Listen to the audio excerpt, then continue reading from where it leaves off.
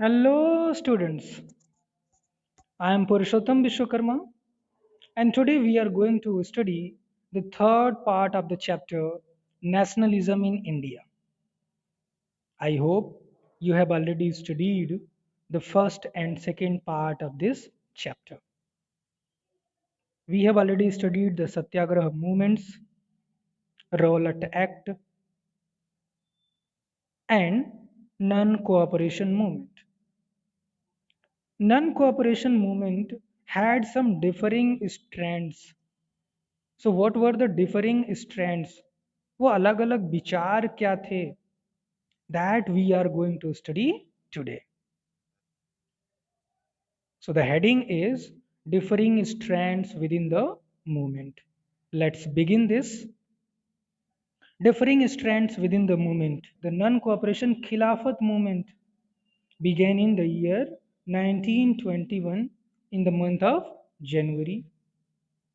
Various social groups participated in this movement, each with its own specific aspiration.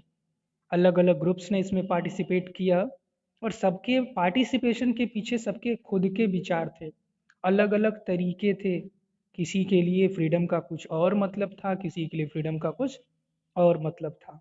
जैसे tribal people की अगर हम बात करें तो उनके लिए फ्रीडम का मतलब था कि अंग्रेज उनको उनके जंगलों में जाने दें, उनको फायरवुड इकट्ठा करने दें, फ्यूल वुड, उनके जानवरों को चराने दें, वो उनके लिए फ्रीडम था। उसी तरह से अलग अलग क्लास के लोगों ने, किसानों के लिए फ्रीडम क्या था कि उन्हें टैक्स कम देना पड़े, अपने खेत पे उनके काम करने की आज़ादी मिले। ये अलग अलग लोगों के, अलग अलग ग्रुप्स के अलग अलग नोशंस थे फ्रीडम के लिए। Various social groups participated in this movement, each with its own specific aspiration.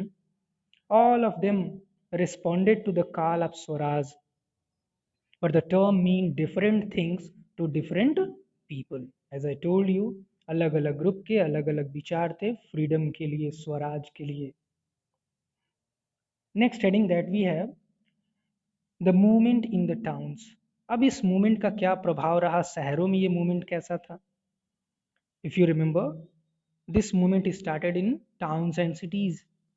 The movement started with middle class participation in the cities and towns. Thousands of students left government controlled schools and colleges.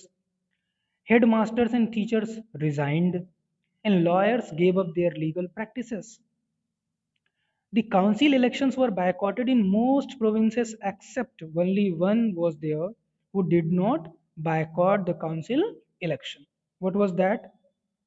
Madras, where the Justice Party, the party of the non-Brahmins, ये party Brahmins की party नहीं थी, felt that entering the council was one way of gaining some power. That is why they did not boycott the council elections. उनको लगा कि Brahmins के पास जो access है, तमाम अधिकार हैं, प्रिविलेजेस हैं, वो अगर इस काउंसिल इलेक्शन में पार्टिसिपेट करेंगे तो उनको भी मिल जाएंगे, इसीलिए उन्होंने बायकॉट नहीं किया काउंसिल इलेक्शंस को। The effects of non-cooperation on the economic front were more dramatic. अब आर्थिक रूप से economically these were more dramatic, और ज़्यादा नाटकी ढंग से था। कैसे? Foreign goods were boycotted, no doubt. Liquor shops were picketed, बंद करा दिया गया शराब की दुकानों को। And foreign cloth burnt in use bonfires, विदेशी कपड़ों की होलिका जलाई गई, उसको जला दिया गया। The import of foreign cloth halved between 1921 and 1922. एक साल में जो इम्पोर्ट था, आयात था हमारा विदेशी कपड़ों का, वो आधा हो गया, हाफ हो गया, 50% हो गया। It's value dropping from ₹102 crore to ₹57 crore. In many places, merchants and traders refuse to trade in foreign goods or finance foreign trade. जैसे आजकल चाइना प्रोडक्ट्स का हम बहिष्कार कर रहे हैं, उसी तरह से उस टाइम लोगों ने ब्रिटिश गुड्स का बहिष्कार करना शुरू किया था। यहाँ तक कि व्यापारियों ने सामान मंगाना या फिर उस तरह का व्यापार करना बिल्कुल बंद कर दिया। And this happened due to the non cooperation movement run by Mahatma Gandhi.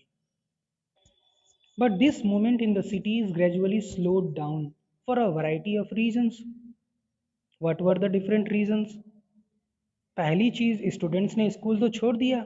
Mahatma Gandhi ने कहा कि स्कूल छोड़ दो, अंग्रेजों का बहिष्कार करो, उन्होंने छोड़ दिया।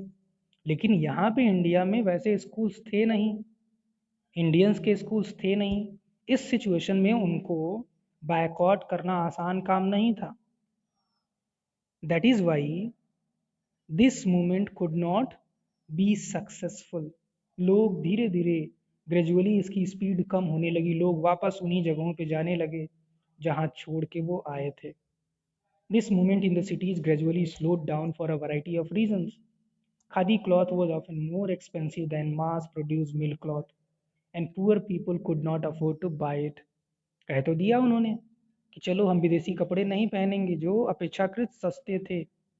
Those cloths, ready-made cloths were cheaper than khadi cloth. कह तो दिया उन्होंने कि नहीं खरीदेंगे, नहीं पहनेंगे, लेकिन इंडिया में खादी महंगी थी, गरीब उसको अफोर्ड नहीं कर सकते थे। For the movement to be successful, alternative Indian institutions had to be set up so that they could be used in place of the British ones. But this was not so easy. These were slow to come up. These institutions were slow to come up. So students and teachers began trickling back to the government schools, and lawyers joined back work in government courts. So you can say gradually this movement was being unsuccessful. Next heading that we have rebellion in the countryside, in villages. अभी आपने पढ़ा कि वो जो none cooperation movement start हुआ वो शहर में कैसा था, शहर के लोगों का रिस्पांस कैसा था। Now will study in country side, गांव देहात में, देहात क्षेत्र में इसका प्रभाव कैसा था। From the cities the non cooperation movement spread to the countryside. It drew into its fold the struggle of peasants and tribals which were developing in different parts of India in the years after the war. After the war, if you remember, we have already discussed about First World War, 1914 to 1918. So this idea of non-cooperation movement began spreading into villages as well, in countrysides as well, where there were peasants, there were tribal people. In Awadh, peasants were led by Baba Ramchandra, a sannyasi who had earlier been to Fiji, जो Fiji से लौट के आए थे, as an indentured laborer. Indentured laborer जैसे बेगार labourer आप कह सकते हैं, जिनको आप कोई पगार नहीं देते थे, बधुआ मजदूर. The movement here was against talukdars. This movement here in Awadh, the movement here was against talukdars and landlords who demanded from peasants exorbitantly high rents. क्या डिमांड करते थे? हाई रेंट्स की डिमांड करते थे, and a variety of other सेसेस, और तमाम tax मांगते थे वो. इन जून 1920 Jawaharlal Nehru began going around the villages in Awadh, talking to the villagers and trying to understand their grievances. उनकी समस्याएं सुनते थे वो. By October, the Awadh किसान सभा, 1920 अक्टूबर में एक सभा बनी, अवध किसान सभा, headed by Jawaharlal Nehru, Baba Ramchandra and a few others. Basically अगर आपसे क्वेश्चन पूछा जाता है हु फाउंडेड अवध किसान सभा, अगर आपके ऑप्शन में है जवाहरलाल नेहरू या फिर बाबा रामचंद्र या फिर दोनों, तो आप वो ऑप्शन टिक करोगे. मैंने इस पे एमसीक्यूज भी बनाए हुए हैं, आप वहाँ से देख सकते हैं, अच्छे से समझ में आ जाएगा. In the Gudem hills of Andhra Pradesh, a militant guerrilla movement spread in early 1920s. While in Andhra Pradesh, in the Gudem hills, there was another kind of protest, another kind of non-cooperation movement. In early 1920s, when the government began forcing them to contribute begar for building roads, the hill people revolted. पहाड़ी लोगों ने, Gudem hills की पहाड़ियों में रहने वालों ने revolt कर दिया. The person who came to lead them was an interesting figure. और ये इंटरेस्टिंग फिगर कौन था? was this interesting figure? Alluri Sitaram Raju, जो ये कहता था कि मैं सटीक भविष्यवाणी कर सकता हूँ. He had special powers as he used to say. For what reasons he used to say? He could make correct astrological predictions. Healing people, लोगों को ठीक कर सकता था, लोगों की बीमारियां ठीक कर सकता था. Surviving even bullet shots. Not only that, वो कहता था कि मुझे गोली का मेरे ऊपर कोई असर नहीं होगा. ही asserted that India could be liberated only by the use of force, not non-violence. वो इस बात पे जोर देता था, महात्मा गांधी के जस्ट अपोजिट, कि बिना ताकत के अंग्रेजों से हम नहीं लड़ सकते. Non violence could not help them. That is why there was guerrilla movement, otherwise guerrilla warfare. और आपसे क्वेश्चन अगर पूछा जाता है कि ये किसकी वजह से होता था, तो आप किसका आंसर करोगे, किसका नेम दोगे? Alluri Sitaram Raju. The Gudem rebels attacked police stations, attempted to kill British officials, and carried on guerrilla warfare for achieving Swaraj. तो गुडेम हिल्स की पहाड़ियों में जो लोग थे वो गुरिल्ला वार करते थे against British people. Next heading, Swaraj in plantations. तो अभी तक आपने पढ़ा कि कैसे गुरिल्ला वारफेयर होता था गुडेम हिल्स में, कैसे अवध किसान सभा बनाई गई अवध क्षेत्र में. Now in plantation, specially in Assam, जो चाय के बागान थे, खेती होती थी, प्लांटेशन होता था. Workers too had their own understanding of Mahatma Gandhi and notion of swaraj. अब इनके अलग विचार थे इन प्लांटेशन वर्कर्स के. Under the inland immigration act of 1859, अंग्रेजों ने एक एक्ट बनाया था, इनलैंड इमिग्रेशन एक्ट ऑफ 1859. क्या था इसमें?